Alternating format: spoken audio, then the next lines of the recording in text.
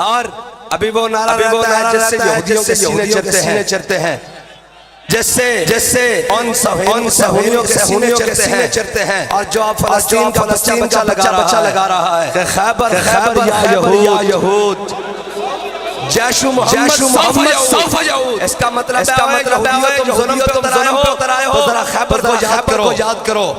जरा हजरत मौला कायनात का बाएं हाथ का दरवाजा खेलना याद करो। हाँ जी, मरहब के मुकाबले याद करो। अगर तुम खैबर वाले मरहबो तो अनल्लज़ी सम्मतनी उम्मी हैदरा, मेरा नाम मेरी मां ने हैदर रखा है, चाड़ियों का शेर। खैबर या यहूद, खैबर या यहूद। हाँ बस। और बाबा जी ने कहा था फलस्तीन भी फतह होगा, लब्बैक के नारे से फतह होगा। और मुसलमान कौम कायनात की सबसे दलेर कौम है। ये हौसला पूरी अक़वाम आलम ने देख लिया है फलस्तीन में भी। और मुसलमान वो कौम है जिसके अखलाक के अंदर मुरब्बत भी शामिल है। किसी एक गैर मुस्लिम को भी बिला वजह नुकसान नहीं हुआ, सिर्फ मारा गया तो अरबी काफिरों को मारा गया। ये मुसलमानों का अखलाक है कि जिसने आज उनको मजबूर कर दिया है सोचने पर कि यार सदियों बाद मोहम्मद अरबी के गुलाम ऐसे हैं, तो ये बताओ कि आका मोहम्मद अरबी की शान देख कर कहते थे गुलाम मोहम्मद ऐसा है, तो आका मोहम्मद की शान क्या होगी। हम हुजूर के दीन की बात करने के लिए, रूह की बात करने के लिए आए हैं। हम मोहम्मद अरबी के निजाम को पूरी दुनिया पर लाने के लिए बात करने के लिए आए हैं। हम कश्मीर को पाकिस्तान का हिस्सा बनाने के लिए बात करने के लिए आए हैं। हम पाकिस्तान का परचम दिल्ली में लहराने के लिए बात करने के लिए आए हैं। अगर ये हमारा मिशन है तो कोई लब्बैक के खिलाफ जाता है तो अपना जवाब दे वो होगा कि जब लब्बैक वालों का मिशन कश्मीर में परचम लहराना है, फलस्तीन में मोहम्मद अरबी के दीन के परचम को बुलंद करना है, दिल्ली के ऊपर पाकिस्तान का परचम लहराना है, तो फिर इनकी राह में रुकावट कौन है?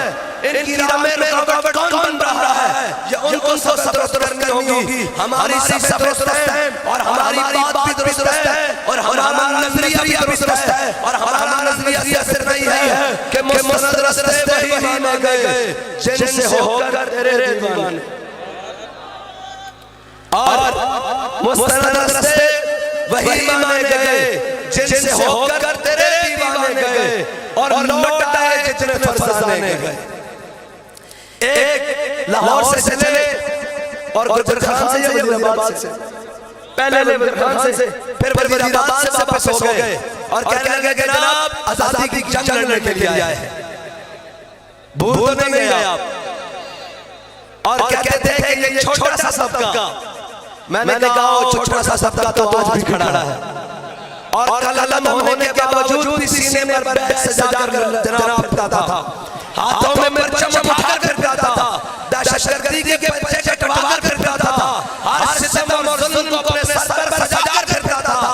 और नाम लेकर तो दिखाओ किसी इशारा पर, हाँ साथी को गोली दे जब शरीरान।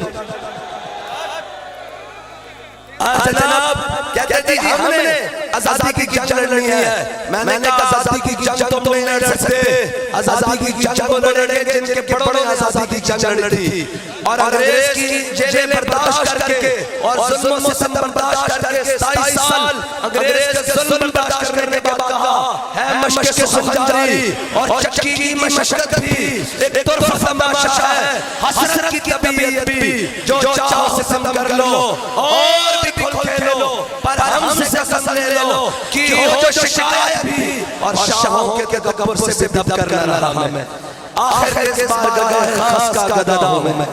बस आज पाकिस्तानी कौम के पास वक्त है कि वो अपने फैसला और अपनी सिफत दुरुस्त करे, अपना किबला दुरुस्त करे और हर चमकती हुई चीज के पीछे छोड़ दे।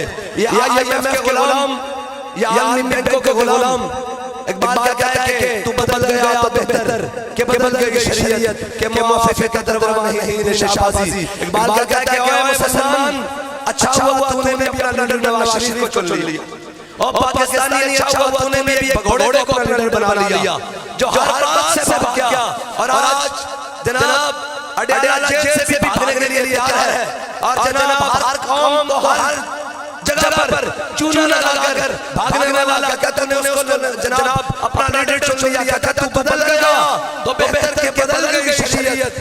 ये IMF और जनाब FATF और जनाब G11 और G20 और वर्ल्ड बैंक के दरवाजों पर बैठने वाला शाहीन नहीं, ये तो मोहम्मद अरबी के चौखट पर बैठने वाला शाहीन।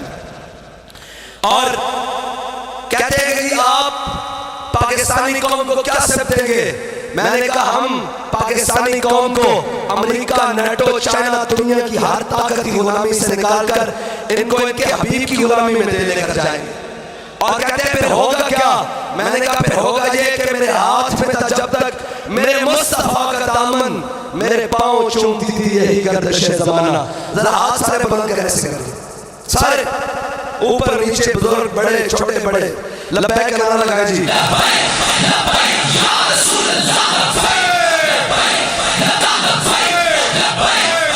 और इसी नूरानी मंजर के साथ हमारे बाबा जी हमें बता कर गए हैं कि हम सुए हशर चलेंगे शाह अबरार के साथ, और काफिला होगा रवा काफिला सालार के साथ। ये तो तैबा की मोहब्बत का असर है, वरना कौन रोता है लिपट कर दरो दीवार के साथ।